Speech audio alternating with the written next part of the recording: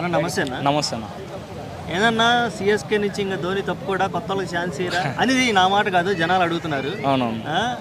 ఏముంటుంది ధోని తప్పుకోవడా అని జనాలు అడగడం అంటే యాంటీ ఫ్యాన్సే ఉంటారు అన్న పక్కగా. ఎందుకంటే 30,000 టికెట్ ఉన్నా సరే, ఇప్పుడు అదేంటి చిత్తాంబరం స్టేడియంకి ఎందుకు పోతారంటే ధోని ఒక బాల్ ఆడి ఒక 6 కొడితే చాలంటారు.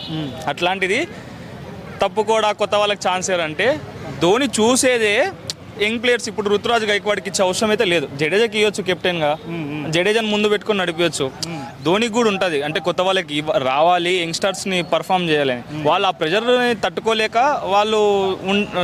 వాళ్ళ స్థానాన్ని నిలదొక్కుకోలేక పోతున్నారు. కానీ ధోని ఉంటాడా కొత్త వాళ్ళకి పోవచ్చు కదా అంటే వాళ్ళ యాంటీ ఫ్యాన్సే పక్కగా. ధోని నిన్న ఆడిన ఆట కూడా 2 బాల్ డాట్ చేసిండు. ఒక్క 6 కొట్టింటే వాళ్ళు పెట్టిన 30,000 టికెట్ వర్త్ వాళ్ళు ఫీల్ అయ్యేది. ఓకే, ఆల్రెడీ ఇచ్చాడు కదా మ్యాజిక్ సూర్యకుమార్ 0.12 ఒక పిల్లోడు కూడా చేయడన్నా. ఇప్పుడు యంగ్స్టార్ కాదు, ఎంతో అనుభవస్తుడు. ఇప్పుడు మనకి ఏ ఫార్మేట్లో అయినా సరే ఐసీసీ కప్పు అంటే టోర్నమెంట్లో మనం గెలిచి కప్పు తీసుకురావడం అనేది మామూలు ఆశతమాషది కాదు. ఎందుకంటే అప్పుడెప్పుడో కపిల్ దేవ్ ఉన్నప్పుడు వచ్చింది మనకి ఓడిఐ వరల్డ్ కప్. దాని తర్వాత మన 2011లో మన ధోని తెప్పించిండు. ఛాంపియన్స్ ట్రోఫీ అంతే, T20 వరల్డ్ కప్ 2007లో అంతే. అందుకనేసి ఖచ్చితంగా ధోని ఉండాలి. ఇంకా 2-3 సంవత్సరాలు కూడా ఆడాలని కోరుకుంటారు. యాక్చువల్ నేను రిటైర్ అయినా సరే నన్ను కుర్చీ నుంచి కూడా తీసుకొచ్చి లేపి ఆడేస్తారు వీళ్ళు ఫ్రాంచైజ్ అన్నారు కదా, ఆ కామెంట్ ఎలా చూడదు?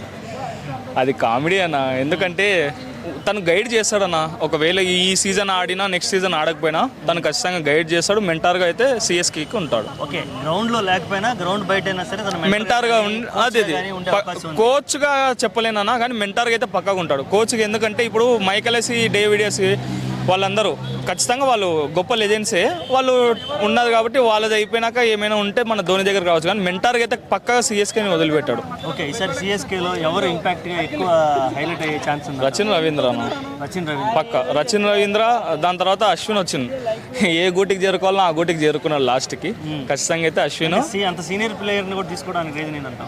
బహుశా అశ్విన్ కెరియర్ స్టార్ట్ అయింది మన సిఎస్కే నుంచి.